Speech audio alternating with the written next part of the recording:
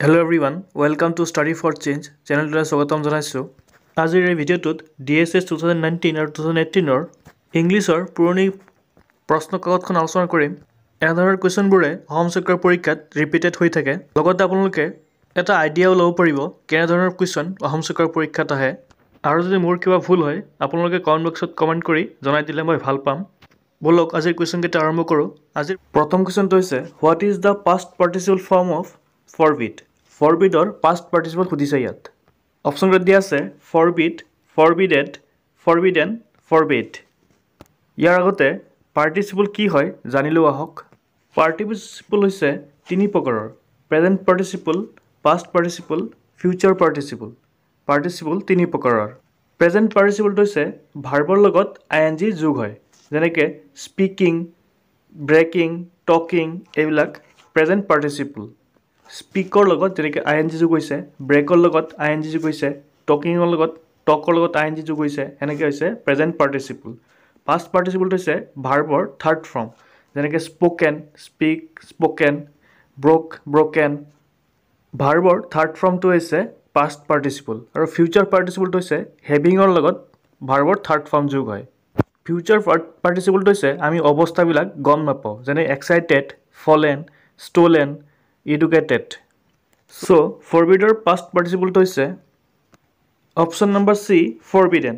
Forbidden হৈছে ফৰবিডৰ past participle. Forbid, forbade, forbidden. Forbidden হৈছে past participle form of forbid. Next question, superlative form of expensive. Option দিয়া আছে expensive, more expensive, most expensive, expensiveness. Expensive ৱৰ্ডটো হৈছে এটা মাল্টিচিলেবিক word. মাল্টিচিলেবিক হৈছে এক্সপেঞ্চিভ ৱৰ্ডটো আমি দুভাগত ভাগ কৰি ক'ব লাগে, যেনেকৈ এক্সপেনচিভ। বিউটিফুল, বিউটিফুলক বিউটি আৰু প্লাছ ফুল দুটা মিলি বিউটিফুল হৈছে, এইটোক মাল্টিচিলেবিক বুলি জনা যায়। মাল্টিচিলেবিক ছুপাৰলেটিভৰ আগত মষ্টলি মষ্ট ব্যৱহাৰ কৰা হয়। যিহেতু এক্সপেঞ্চিভ ৱৰ্ডটো মাল্টিচিলেবিক ৱৰ্ড, চ' ইয়াৰ এনচাৰটো হ'ব option number C, most expensive. Most expensive হ'ব superlative of expensive. Comparative degree আৰু ছুপাৰলেটিভ ডিগ্ৰী। যদি এক্সেক্টিভটো মনোচিলেবিক হয় তেতিয়াহ'লে মনো মানে হ'ল ছিংগল ৱৰ্ড। উদাহৰণ হিচাপে হোৱাইট, ছেড এইকেইটা হৈছে মনোচিলেবিক, যেনেকৈ এবাৰতে উচ্চাৰণ কৰিব পাৰি। এক্সেক্টিভকেইটা মনোচিলেবিক হ'লে তেতিয়া ইয়াৰ লগত কম্পেৰেটিভত ER যোগ হয় আৰু ছুপাৰলেটিভত EST যোগ হয়। যেনে হোৱাইটৰ লগত হোৱাইটাৰ, হোৱাইটেষ্ট, ছেডৰ লগত ছেডাৰ, ছেডেষ্ট। ইজিয়াৰ Y থাকে লাষ্টত, তেতিয়াহ'লে IER হয় আৰু ইয়াত IEST হয়।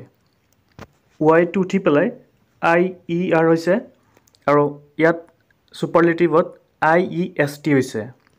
মনোচিলেবিক এক্সেক্টিভৰ ক্ষেত্ৰত এটা কথা মনত ৰাখিব, যদি কম্পেৰেটিভ কৰিব দিয়ে লাষ্টত ER যোগ কৰিব, আৰু যদি ছুপাৰলেটিভ কৰিব দিয়ে তেতিয়াহ'লে EST যোগ কৰিব।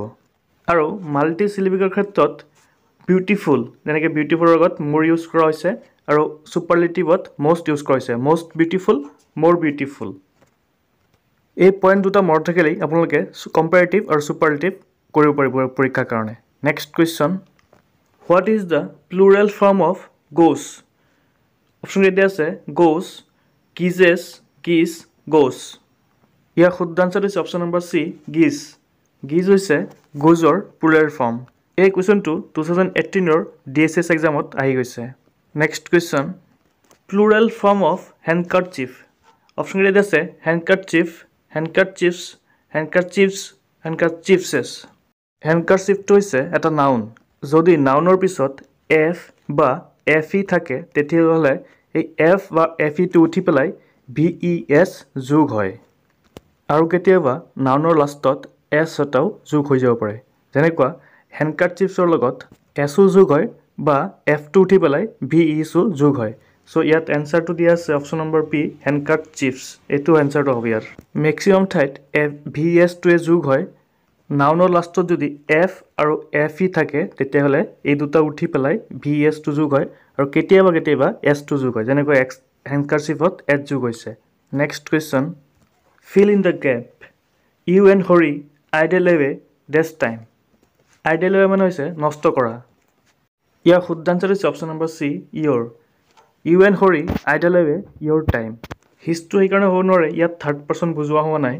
মাইটো নহয় কাৰণ ইয়াত দুজন মানুহ বুজাইছে, আৰু হাৰ ইয়াত ছোৱালী মানুহৰ কথা কোৱা নাই, চ' এইটো নহয়। চ' এনচাৰটো হ'ব your. Harry you and Harry idly your time. Next question, verb form of bath. বাটৰ ভাৰ্ব ফৰ্মটো কি? অপশ্যন কেইটা আছে বাট, বাটছ, বাটে, বাটেছ। ইয়াৰ শুদ্ধ আনচাৰটো হৈছে option number C, bathe. Bathe হৈছে বাটৰ verb form. Next question, synonyms of কিণ্ডেল।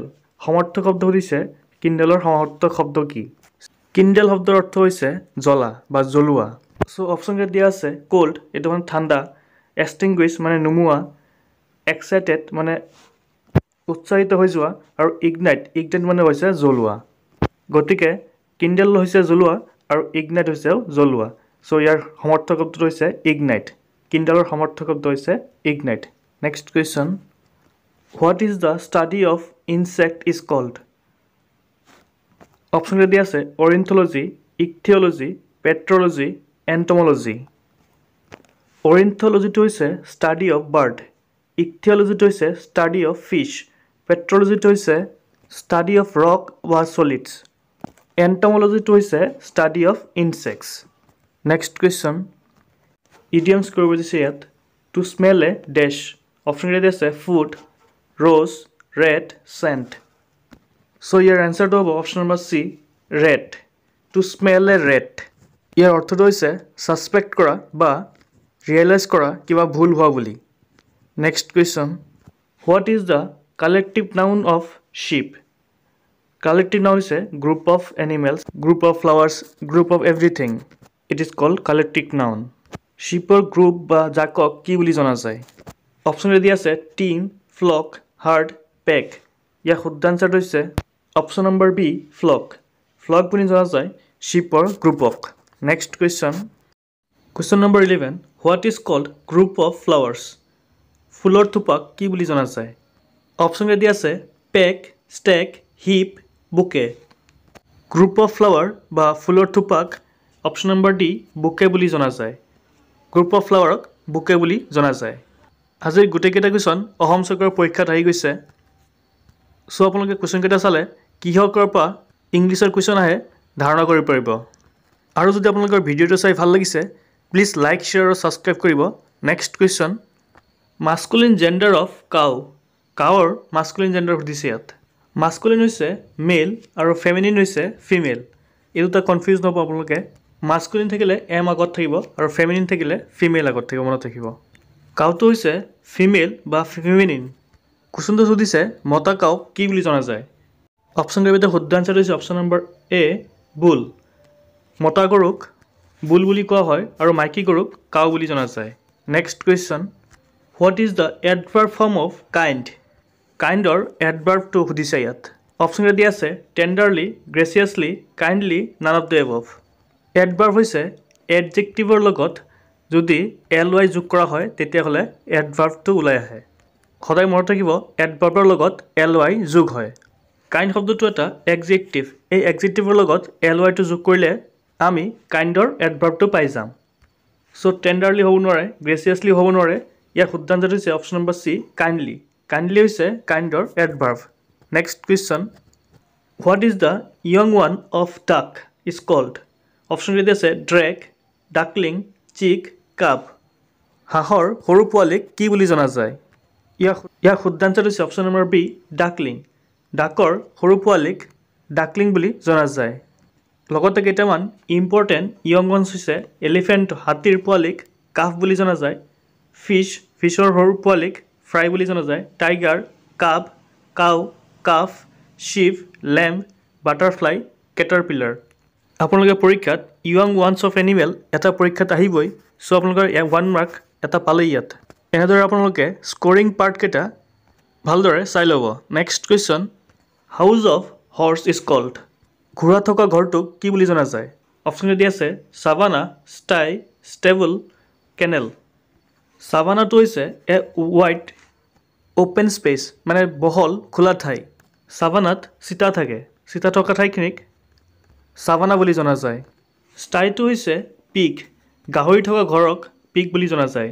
Canal হৈছে কুকুৰ, ডগৰ ঘৰক কেনেল বুলি জনা যায় আৰু ষ্টেবল হৈছে হৰ্চ হৰ্চৰ ঘৰক ষ্টেবল বুলি জনা যায় চিতাৰ ঘৰক সাভানা পিগৰ ঘৰক ষ্টাই হৰ্চৰ ঘৰক ষ্টেবল ডগৰ ঘৰক কেনেল বুলি জনা যায় এই গোটেইকেইটা ইম্পৰ্টেণ্ট হয় মনত ৰাখিব next question diminutive form of hill diminutive হৈছে সৰু সৰু পাহাৰক কি বুলি জনা যায় সুধিছে ইয়াত শুদ্ধ আনচাৰটো হৈছে option number A hillock diminutive form of hill is hillock next question one word substitute one who is not easily pleased by anything ইয়াৰ অৰ্থ হৈছে যিজন ব্যক্তিয়ে যিকোনো বস্তুৰ সৈতে সহজে সন্তুষ্ট নহয় তেখেতক এক শব্দত কি বুলি জনা যায় অপশ্যন ৰেডি আছে মেইডেন মেইডেন শব্দৰ অৰ্থটো হৈছে আনমেৰিড গাৰ্ল বা ইয়ং ওমেন যুৱতী বা বিয়া নোহোৱা ছোৱালী মেডিয়েভেল হৈছে middle as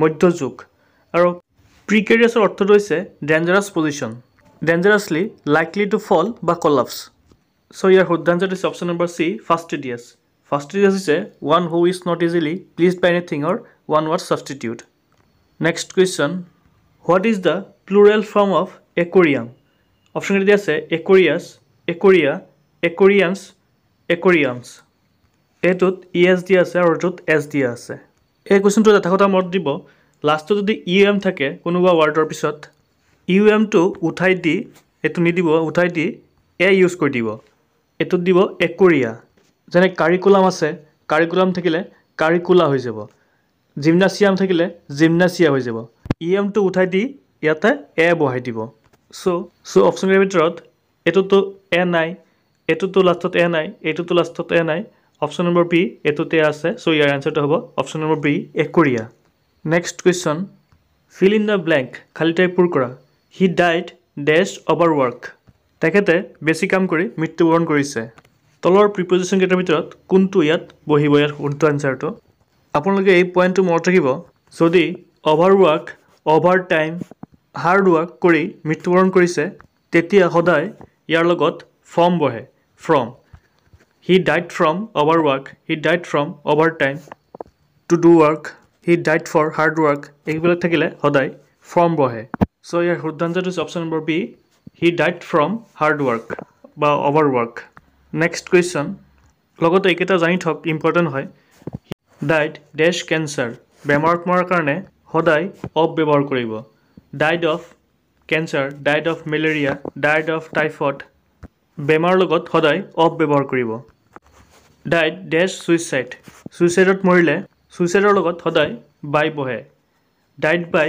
suicide died death accident এক্সিডেণ্টৰ মৃত্যুবৰণ কৰিলে এক্সিডেণ্টৰ লগত সদায় ইন ব্যৱহাৰ কৰিব in accident died in car accident died in road accident এক্সিডেণ্টৰ লগত সদায় ইন ব্যৱহাৰ কৰিব আৰু ডাইড ডেছ কাণ্ট্ৰি কাণ্ট্ৰিৰ কাৰণে কোনোবাই যদি মৃত্যুবৰণ কৰিছে তাৰ লগত সদায় ফৰ ব্যৱহাৰ কৰিব ফৰ বেমাৰত মৰিলে অফ ছুইচাইড কৰি মৰিলে বাই এক্সিডেণ্টত মৰিলে ইন কাণ্ট্ৰিৰ কাৰণে মৰিলে ফৰ এই গোটেইকেইটা ইম্পৰ্টেণ্ট পইণ্ট মনত থাকিব next question fill in the blank I have dash 1 rupee note for you এটা ভাৱেল চ' ইয়াৰ আগত এন হ'ব লাগিছিলে কিন্তু ইয়াত অ'ৰ উচ্চাৰণটো ওৱান হৈছে ওৱান উচ্চাৰণটো WAN উচ্চাৰণ হৈছে অ'ৰ উচ্চাৰণটো হোৱা নাই চ' যদিও অ'টো ভাৱেল হয় ইয়াত অ'ৰ উচ্চাৰণটো ওৱান হৈছে চ' ইয়াৰ শুদ্ধ আনচাৰটো হ'ব a I have a 1 rupee note for you আজিৰ এইকেইটা কুৱেশ্যন আছিলে যদি আপোনালোকৰ আৰু এনেকুৱা ধৰণৰ ইংলিছৰ ক্লাছ লাগে কমেণ্ট কৰি কমেণ্ট বক্সত জনাব আৰু ভিডিঅ' দিবলৈ চেষ্টা কৰিম আজিৰ ভিডিঅ'টো চাই যদি ভাল লাগিছে প্লিজ লাইক শ্বেয়াৰ আৰু ছাবস্ক্ৰাইব কৰিব থেংক ইউ ফৰ ৱাচিং